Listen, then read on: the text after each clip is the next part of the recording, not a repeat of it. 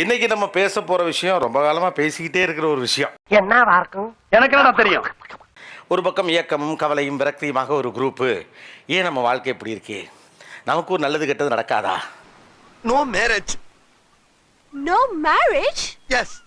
நம்மளும் இந்த பூமியில தானே பிறந்தோம், நம்மள ஒரு பிள்ளையும் பார்க்கலையே ஒரு பையனும் பார்க்கலையே. நாமளும் ஏதாவது ட்ரை பண்ணோம்னா அது ஒர்க் அவுட் ஆகி தொலைய மாட்டேங்குது. என்னதான் நடக்குது?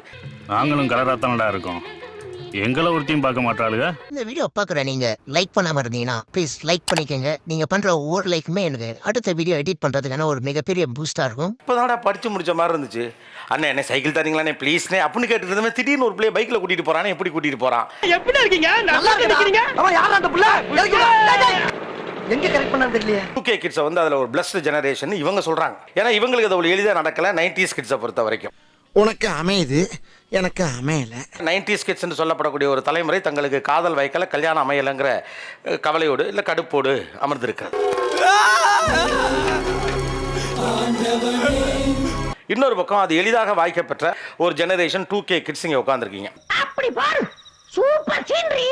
20 years of நீ அண்ணா, அதுக்கு congratulations and Gopi sir, you are the face of it. அதாவது கேட்க சந்தோஷமா இருந்தாலும் 2K கிட்ஸா நாங்கன்னு சொல்ல எனக்கு வயசான ஃபீலிங் வந்துருது. இவங்க வந்து எல்லாத்தையும் பார்த்துருக்காங்க. எங்களோட ஏஜ்ல எங்க அக்காவுக்கு கல்யாணம் ஆகணும், என் தங்கச்சிக்கு இன்னும் கல்யாணம் ஆகாம இருக்கு, எனக்கு வீடு கட்டணும், அதுக்கப்புறம் நான் செட்டில் ஆகணும், இந்த மாதிரியான கமிட்மெண்ட்ஸ்ன்னு சொல்லிட்டு அதுக்குள்ள போயிடுறாங்க. அதானே உலக வழக்கம். கல்யாணம் பண்ண வேண்டிய வயசுல கல்யாணம் பண்ணிடணும், லவ் பண்ற அந்த டைம்ல வந்துச்சுன்னா பண்ணிக்கணும். அது எங்க இருக்கு? நெக்ஸ்ட் 90s கிட்ஸை பொறுத்த வரைக்கும் படத்தை பார்த்தோன்னே பிடிச்சோன்னே ஒருத்தவங்க லவ் பண்ணும் அப்படின்ற ஒரு தாட் அவங்களுக்கு இருக்கும்ன்றதுன்னு தோணுது எனக்கு. அதெல்லாம் சொல்லக்கூடாது, அதெல்லாம் சொல்லக்கூடாது. ஏன் சொல்றடி? அதெல்லாம் நீ சொல்லக்கூடாது. வா வா வா வா. டேட்டிங் கல்ச்சருக்கே அவங்க வரலையோன்னு தோணுது. லைக் டேட்டிங் கல்ச்சர் அந்த பேரை சொன்னாலே பதறுவாங்கம்மா. டேட்டிங்னா என்ன? எனக்கு டேட்டிங் தெரியாது, நான் பண்ணதில்லை இது வரைக்கும். பதச்சப்படாத, வீட்டில் ஒன்றும் சொல்லிட மாட்டாங்க. ஏய் ஃபூல், அவன் நம்மள கலாய்க்கறான்டா. நம்ம ரெண்டு பேருக்கு ஒர்க் அவுட் ஆகுதா இல்லையா அப்படின்றத ஒரு மீட்டிங்ல அவங்க சொன்ன மாதிரி ஒரு காஃபி ஷாப்ல ரெண்டு பேரும் பேசி பார்க்கறதுலே முதற்கட்டமா தெரிஞ்சிடும். ஒரு ஆர்டரா ஃப்ளோவா போய்கிட்டு இருக்கல, கூட பேசினா மறந்துட மாட்டானா? அடுத்த கட்டமா எடுத்துட்டு போலாமா இல்லையான்றதை முடிவு பண்றது தான் டேட்டிங். நெக்ஸ்ட் கான்வர்சேஷனுக்காக அந்த திங்ஸை ரன் பண்ணுறாங்கன்ற மாதிரி. உனக்கு ஏன் லவ் செட் ஆகலன்னு தெரியுதா? அது தெரிஞ்ச நாயா இங்க வர்றேன், தெரியாம தான் இங்க வந்து குத்த வச்சேன். என்ன இப்படி சிரிப்பு? டேட்டிங்னா என்ன? இங்கே கொடுங்க. டேட்டிங்னா ரெண்டு பேர் பேசுறது. இவன் சரியா வர மாட்டான்டா. இவன் தானே சரி வருவான். சரியா வர மாட்டான்டா. இந்த அடுத்த கட்டத்துக்கு புரிதல்ங்கிற அளவுக்கு நமக்குள்ள ஏதாவது இருக்கான கேஷுவலா ஒரு டாக் பேசி பார்க்கறது, அதுதான் டேட்டிங். இல்லை, நீ என்ன விளக்கம் சொன்னாலும் அதை ஏற்றுக்கொள்ள என் மனம் மறுக்கின்றது. யாரெல்லாம் இங்க டேட் பண்ணிருக்கா? சார், பொண்ணு பார்க்கும்போது பையனை கூப்பிட்டு உட்கார வச்சு பேசியிருக்காங்க. அது டேட்டிங் இல்ல. இவ்வளவு நாளா இது தெரியாம போச்சு. அதான் வீட்ல பார்த்து சொல்லிட்டாங்க. சோ அந்த பையன் நல்லா செட் ஆவானா மாட்டானான்ட்டு. ஏம்மா அது வேறம்மா. இன்னும் பச்சை புள்ளையா இருக்கேடா. பச்சை புள்ளையா? அவங்க சொன்னது அதான். அவங்க அது சொல்ல. போட்டோ காமிச்சு எனக்கு என்னன்னா இதுவே இவங்களுக்கு புரியலைன்னா இவங்களை எப்படி நம்ம கரை சேர்க்கறது? இங்கிட்ட யாரெல்லாம் போறீங்க டேட்டிங்? மந்த் நாங்க ஆன்லைன்ல பேசிட்டு இருந்தோம். ஸோ டேட்டிங் ஆப் வழியா நீங்க ஒருத்தரோட பேசிட்டு இருக்கீங்க. இது வேறயா? அவங்க ஆக்சுவலி ஜெர்மன். சோ அவர் ஜெர்மன் வேறயா? ஆமா அவர் ஜெர்மன் தான். எங்கேயோ போயிட்டாங்களா இவங்க? ஆனா நீ மட்டும் அதே இடத்துல அப்படியே இருக்க. ஒருவேளை இப்போ நீங்கள் டேட் போறீங்க, அப்போ வந்து பிடிக்கல அப்படின்னா அது அதோட விட்டுருவீங்க, அது அப்படியே ஃப்ரெண்ட்ஷிப்பாவே அவங்களுக்கு அப்படியே கண்டினியூ பண்ணிடும். இதெல்லாம் உண்மையா? ஈலா விடுறாங்க. ஏன் இவங்களுக்கு காதலோ கல்யாணமோ அமையவில்லை? அப்படி கேளு. அப்பா அம்மா பார்த்து கல்யாணம் பண்ணி வைப்பாங்கன்னு வெயிட் பண்ணிக்கிட்டு இருக்காங்க. லவ் பண்றது தப்பு, அப்பா அம்மா பார்த்து கல்யாணம் பண்ணி வைப்பாங்க, அது அப்பா அம்மாவோட பெருமை அப்படின்னு நினைக்கிறாங்க சார். உனக்கெல்லாம் எவ்வளவு மாட்ட மாட்டாடா, உங்க அப்பா அம்மா புடிச்சு கொடுத்தாதான் உண்டு. நல்ல வரன் வெயிட் பண்றாங்க, ஜாதகம் செட் ஆகுறது இல்ல. மாப்பிள்ளைய பிடிச்சிருந்தா ஜாதகம் ஒத்து போறது இல்ல. கரெக்டா சொன்னீங்க. ஃபர்ஸ்ட் எக்ஸ்பிரஸ் பண்ணணும். இப்போ ஒருத்தவங்கள பிடிச்சிருக்குன்னா அவங்க கிட்ட போய் எனக்கு உன்னை பிடிச்சிருக்கு அப்படின்னு சொல்லணும். சொல்லிரவா? சொல்லுங்க. முன்னாலே பிரேக் ஆயிடும் அப்படின்னு ஒரு ஃபீல் பண்றாங்க. அவங்க நம்மளை பத்தி என்ன ஜட்ஜ் பண்ணிடுவாங்கன்னு பயப்படுறாங்க மோஸ்ட் ஆஃப் தம். பயப்படலாம் சீனா, லேஸ்வாட்டா கேளுங்க. இவங்களுக்குலாம் டக்குன்னு லவ் அமையறத பார்க்குறப்ப உங்களுக்கு என்ன, உங்களுக்கு எப்படி இருக்குது? அத வேற ஞாபகப்படுத்திட்டீங்க. நெஞ்சமெல்லாம் பொண்ணா இருக்கு தம்பி. சார் வயித்தெரிச்சலா இருக்கு. என்ன தீஞ்ச வாட வருது? என்ன வாட வெளிய வர ஆரம்பிச்சிருச்சா? ஒரு படத்துல வந்துட்டு கண்ணாடி பார்த்து அவங்களே காரி துப்பிட்டு தோத்துக்கிட்டே இருக்கியடா அப்படின்னு சொல்லுவாங்க. தோத்துக்கிட்டே இருக்கியடா. நான் வந்து ஓப்பனா நான் தான் அப்ரோச் பண்ணியிருக்கேன். ஆனா 90s பசங்க பயந்தாங்குளிங்களா இருக்காங்க சார். ஓப்பனா அதுதான் சார். இந்த மாதிரி சான்ஸ் மட்டும் எனக்கு கிடைச்சிருந்தா கூப்பை புக் பண்ணி குடும்பமே நடத்தி கும்பகோணத்துல குழந்தை குட்டியோட இறங்கிருப்பான்டா. அப்படியே இறங்கிருவோன்ட்டு இறங்கி ப்ரப்போஸும் பண்ணியாச்சு. ஆனா அவங்க இல்ல அப்பா அம்மா எல்லாம் ஒத்துக்க மாட்டாங்க, ஜாதகம் எல்லாம் பார்ப்பாங்க. உங்களையெல்லாம் திருத்தவே முடியாதுடா. இந்த மாதிரி நேரத்துல எல்லாம் இவங்க எல்லாம் டக்கு டக்குன்னு டேட்டு சீட்டு பெஞ்சு அதெல்லாம் பண்ணும்போது புரியலையே. என்னோட ஏரியா பசங்களே நிறைய பேருக்கு திடீர்னு கல்யாணம் ஆயிட்டு கல்யாணம் அக்கா வந்துருங்க அப்படின்னு சொல்லிட்டு எல்லாம் வைக்கிறாங்க. எனக்கு திடீர்னு கல்யாணம் முடிஞ்சு போச்சு. கல்யாணம் முடிஞ்சு போச்சா? காதலோ ஒரு வாட்டி என்னமோ பேசிட்டு இருக்கப்ப உனக்கு செட் ஆகல, எனக்கு செட் ஆயிடுச்சு, நான் சந்தோஷமா இருக்கேன். உனக்கு ஓகே ஆயிருச்சு, எனக்கு ஓட்டை ஆயிருச்சு. எங்க அப்பா வேற மருமக வெயிட் பண்றாமா அப்படிலாம் சொல்லுவாரா நமக்கு. ஐயோ கடவுளே என்ன பண்றது. இவன் வேற என்னை ரொம்ப டார்ச்சர் பண்றான்டா. என் தம்பிக்கு இப்போ நான் அந்த ஒரு லவ் கண்டுபிடிக்கிறதுக்கே நான் இவ்வளவு வருஷம் கடந்துட்டேன். அவனுக்கு என்ன 2 லவ் 2 பிரேக்கப். எப்படா எப்படி எப்படி எப்படி எப்படி எப்படி ஓ, அதான் நமக்கு லவ்வே அமையல, இவங்க லவ் முடிஞ்சு பிரேக்கப் ஆகி பிரேக்கப் முடிஞ்சு மச்சான் யாரா இவனுங்க எங்கிந்திரா வந்துக்கறானுங்க? எங்க வீட்லயுமே அது வந்து ஓகே இப்ப என்ன அவங்க சொல்லி ஒன்றும் கேட்க போறது கிடையாது, அதனால விட்டுடுறாங்க. Beautiful family. நான் ஆக்சுவலி நான் எங்க வீட்ல வந்து நான் எப்படின்னா நான் சொல்லிட்டேன், நான் பண்ணா லவ் மேரேஜ் தான் பண்ணுவேன்னு சொல்லிட்டேன். அவரே சொல்றாரா?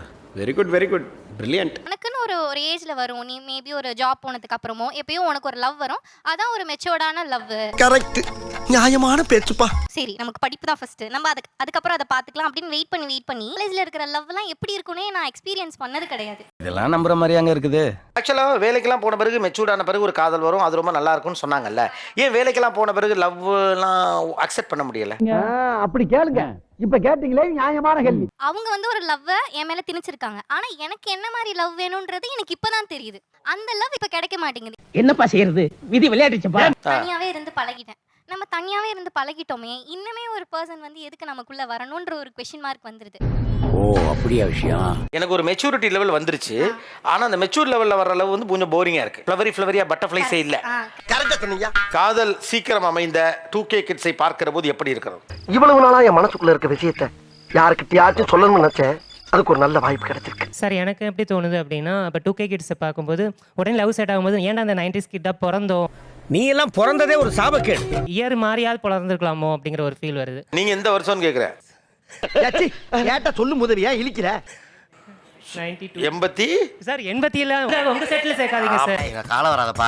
சரி இருக்கட்டும். எப்ப பிறந்திருந்தா கொஞ்சம் பெட்டரா இருந்திருக்கும்? ஒரு 2005 2006 2005 2006 தம்பி, அது மறுபிறவி தம்பி கிட்டத்தட்ட. முடிஞ்சா இன்னைக்கே போய் செத்துரு, மறுபடியும் பிறந்து வா. நம்மளோட சேர்ந்து விளையாடிட்டு இருப்பாங்க, அரை டிராயர் போட்டு அங்கேயும் ஓடிட்டு இருப்பாங்க, பத்திரிக்கை எடுத்துட்டு வருவாங்க அப்படின்னு கேட்டா ஆனா கல்யாணம். ஆமா, உனக்கு என்னடா வயசு? 14. 14 கல்யாணம் முடிஞ்சு போச்சா? இந்த சட்டை எங்க எடுத்தீங்க? என்னன்னா ஒருவேளை நமக்கு ஒரு ரிசப்ஷன் வந்தா அன்னைக்கு போட்டுக்கலாம். ஸோ அதுக்காக தான் சார் இங்கேயும் போட்டு வந்தேன். அட பாவி, ஆளை பார்த்தா டம்மி பீஸா இருக்க, பயங்கரமான ஆளா இருக்கேடா. எந்திரிச்சுனுங்க, ரிசப்ஷன் ட்ரெஸ்ல பாப்போம் உங்களை. தம்பி என்ன உண்மையாவே கீழையும் மேலையும் கூட அதே மாதிரி தான் போட்டிருக்கீங்க. சரி இதை பார்த்தா இன்னும் ஃபோர்ஸா ஏதாவது ஸ்டார்ட் பண்ணட்டும். இல்ல புரியல.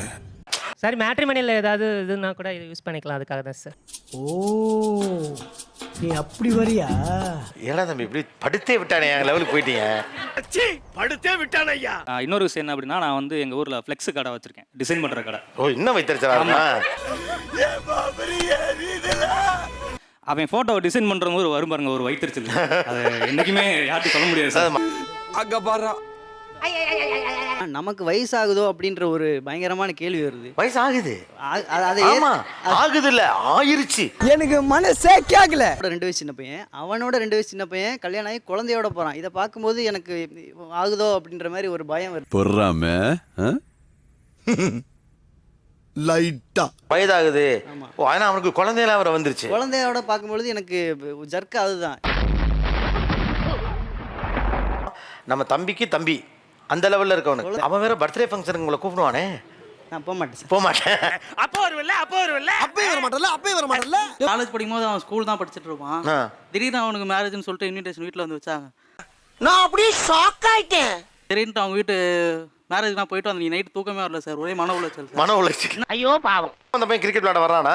இப்போ நான் எப்படி சார் கல்யாணம் ஆகிட்டு அவன் ஊட்டி கொடைக்கானல் போயிட்டு போஸ்ட் போட்டுட்டு இருக்கான். சகல நிலைமை நினைச்சு ரொம்ப பரிதமா இருக்குப்பா. நமக்கு வந்து பொண்ணை பார்த்தாலே ஒரு பயமா இருக்கு. போய் பேசினாக்கா அந்த பொண்ணை வீட்டில் சொல்லிடுமோ, நம்ம வீட்டில் சொல்லுவாங்களான்னு ஒரு பயம். அந்த பயம் உங்களுக்கு இருக்கட்டும். மேரேஜ் ஃபிக்ஸ் பண்ணியிருக்காங்க. பொண்ணு நம்பர் என்கிட்ட இருக்கு. ஒரு 1 மந்த் முன்னாடி நம்பர் வாங்கிட்டேன், இன்னும் கால் பண்ணல சார், ஏன்னா பயம். அதுக்கெல்லாம் நீ சரிப்பட்டு வர மாட்டேன். நாங்கெல்லாம் பாய்ஸ், கேர்ள்ஸ் நம்ம பேசக்கூடாது அப்படிங்கிற மாதிரி அந்த மாதிரி ஒரு மூட்ல இருந்தவங்க எல்லாம் யாராரு? கெத்துன்னு சொல்லுவாங்க சார் பொண்ணுங்க கூட பேசாம இருந்தா ஆ. சரி அது கெத்துன்னு நினைச்சிட்டு நாங்களும் பொண்ணுங்க வந்தாங்கன்னா கண்டுக்கவே மாட்டோம். ஸ்கூல் படிக்கும்போது அதில் பண்ணது, காலேஜ் படிக்கும் போதெல்லாம் கொஞ்சம் அறிவு வந்துருச்சு. பொண்ணு கிடைக்காது அப்படின்னு தெரிஞ்சிருச்சு. Thanks lot. எல்லோருக்கும் நல்ல மகிழ்ச்சியான காதலும் திருமணமும் அமையட்டும். சந்தோஷமாக வீட்டுக்கு செல்லுங்கள். நன்றி, வணக்கம்.